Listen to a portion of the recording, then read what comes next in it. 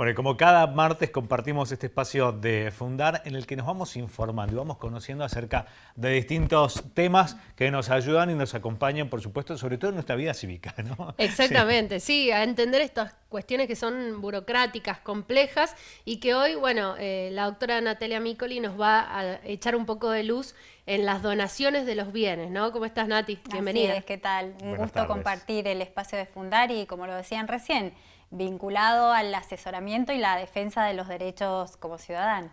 Sí, bueno, siempre van apareciendo estos temas importantes y que generan dudas en las Así es. familias al momento de tomar decisiones o de buscar asesoramientos. Vamos a hablar hoy específicamente de esto, donación de bienes.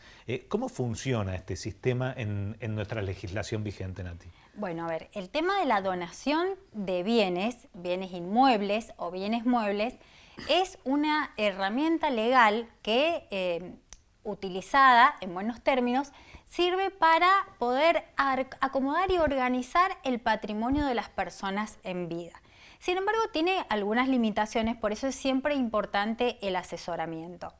¿Por qué algunas limitaciones y presentan siempre esta cuestión de por qué donó y no vendió? En realidad, la donación no significa que sea cuestionada, sino que es un acto jurídico por el que se transmite la propiedad de otra, a otra persona, pero en forma gratuita. Bien. Entonces, ¿qué es lo que sucede? Como no hay una compensación económica, nosotros tenemos que dar a conocer que, uno puede disponer mientras viva de los bienes, pero tenemos que resguardar la porción legítima, es decir, a nuestros herederos forzosos tienen derecho a que una parte de nuestros bienes sea heredada. O sea, esa parte no se puede donar.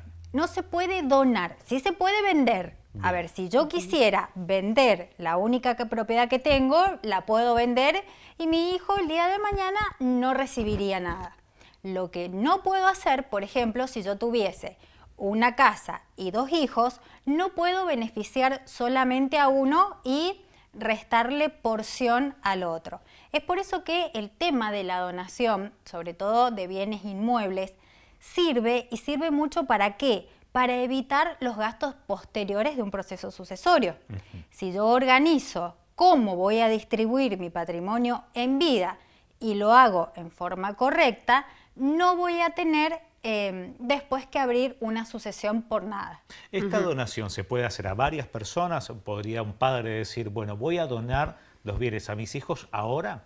Sí, se puede hacer siempre que sea en partes iguales. Bien. Eso es lo que tiene que hacerse. Por ejemplo, en el caso de tu padre, por ejemplo, si tuvieses una casa, 2 hermanos les transmite a través del acto de la donación el 50% a cada uno de ustedes. No puede, por ejemplo, el 70 y el 30. Claro. Salvo que tu hermano diga, bueno, por esto voy a hacer un pago. En ese caso quedaría el acto perfecto, digamos, pero no pueden hacerse diferencias en las porciones que por ley le corresponden a cada uno. Nati, ¿se necesitan algunos requisitos para hacer donaciones de bienes? ¿Quiénes y a quiénes se puede? Sí, existe uno de los requisitos de que tiene que tener plena capacidad. Nosotros acá en San Rafael ha sido muy mediático el último tiempo una donación que se hizo, prácticamente una persona que estaba a punto de fallecer y hay que cuestionar y hay que determinar, que lo hace el escribano al momento de hacerse, si fuese un bien inmueble, la capacidad de la persona que va a donar. Por eso siempre el asesoramiento legal es importante. Otra cosa es la forma. ¿Por qué? Porque las donaciones de bienes registrables, ya sean inmuebles o bienes muebles, por ejemplo, un auto, tienen que hacerse a través de escritura pública. Entonces, tienen que guardar todas esas formas y todos esos requisitos. Es importante seguir el proceso legal y entender cómo funciona porque no sirve un papel cualquiera hecho de manera informal, ¿no? A veces ha pasado, hay casos donde, bueno, aparece un heredero o alguien que recibió una donación, dijo, no, si a mí me donó esto y con este papel lo quiso certificar. Si no es ante escribano, no sirve. Si no es ante una escritura pública, no tiene validez. hay un fallo que ha salido hace muy poquito, muy conocido en Mendoza, de la familia Zucardi.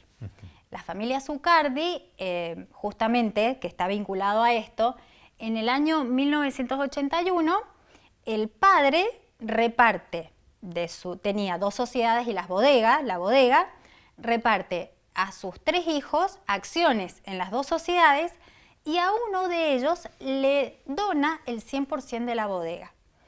¿Qué es lo que pasa? ¿Se ven alteradas las legítimas? Y sí, evidentemente sí. Hay uno que ha recibido en mayor proporción que los otros 2 hermanos. Una de las hermanas en el 2018 inicia un proceso legal porque, a ver, si ocurren estas cuestiones, que nosotros tenemos que tenerlas en claro, hay que saber también que ante una situación donde no se están respetando los derechos, puedo accionar legalmente y recuperar lo que no he recibido. Este es el caso de esta señora que en el 2018 inicia un proceso legal y en el año pasado, en 2024, obtiene una sentencia donde su hermano, el que había recibido el 100% de la bodega, de Bodegas y Viñedos Zucardi, le tiene que devolver 12 millones de pesos más intereses por este daño y la reparación económica que le generó el mismo padre al hacer ese reparto inapropiado. Claro, bueno. ¿Qué pasa cuando la donación es a personas que no son familiares, a otras personas? ¿Cómo es ese trámite? Por ejemplo, una persona que decide donarle, no sé, a una persona que lo cuidaba. Sí. ¿Se da en este tipo de situaciones? Imagino que suelen ser o pueden ser conflictivas después también con los herederos. Y obviamente, porque ahí es donde se hace valer la porción de los herederos, porque yo no puedo regalar de por sí mis bienes. En ese caso, si la persona ha sido descuidada por sus hijos y hay una persona, un tercero, un vecino, una prima que la cuidó, que no es un heredero forzoso. En ese caso, ¿qué es lo que puede hacer? En vez de hacerle una donación, que es un acto que va a ser observable judicialmente, porque los herederos obviamente que van a poder iniciar las acciones legales correspondientes, lo que tiene que hacer es optar por otra figura jurídica que es la compraventa. En ese caso, no hay una mala intención de perjudicar a otro. Y en este caso de la compra-venta, por ejemplo, entrando un poco más en detalle en esta situación, si la persona no puede justificar cómo pagó o cómo pondría ahí, ¿pagó a través del servicio, del cuidado? ¿Esto es válido o no es válido? ¿Se observa? Lo califica el escribano. Supuestamente, después si hubiera que hacer alguna cuestión de reclamo, se hace y se analiza en sede judicial. Los escribanos son los que van a calificar si lo hizo con dinero propio, con dinero heredado, cómo obtuvo el dinero para hacer esa compraventa. En realidad, el tema de una donación a la prima o a la tía que cuidó a la abuela no sirve, porque es un acto observable. Lo que debe hacerse en ese caso es la figura jurídica de compraventa. Natalia, ¿cuáles son los casos más frecuentes acá en San Rafael o cuáles son las consultas más...? Las consultas más frecuentes son sobre los límites. ¿Puedo vender? ¿Puedo donar? ¿Qué pasa si dono mi propiedad y me quedo no me quedo en la calle? No, en ese caso hay una posibilidad de hacer la donación a los hijos y reservarse el derecho de usufructo. Claro. Que eso es una muy buena alternativa. Es decir, mis hijos el día de mañana, que yo no esté, por ejemplo, van a tener toda la disponibilidad de la propiedad, pero mientras esté viva, ahí quien va a vivir voy a ser yo. Es una alternativa muy buena, bien usada, si se usa bien y en los términos de la normativa legal, para evitar después un proceso sucesorio costoso y conflictivo si no hay buena relación entre los herederos, porque en este caso, ¿quién está decidiendo cómo va a ser el reparto de los bienes? Los mismos padres. Acá es entrar en otro tema, pero también para entender. En nuestra legislación vigente, la figura del testamento, ¿se relaciona con esto en algún punto? ¿Funciona? Creo que me parece que el concepto de la novela desde siempre estaba, le dejo todo a Pepito. No, esto no funciona así acá, ¿no? El testamento es una figura legal distinta. que no evita la sucesión. Bien. Es decir, cuando nosotros iniciamos un proceso sucesorio, el primer decreto que nos ordena el juez es mandar un oficio al registro de última voluntad a ver si la persona dejó testamento. Si la persona deja testamento, la carátula de esa sucesión cambia y pasa a ser por sucesión testamentaria. Entonces, la validez o no del testamento la va a determinar el juez en la sucesión. El testamento, dejar hoy un testamento inscripto, no evita la sucesión.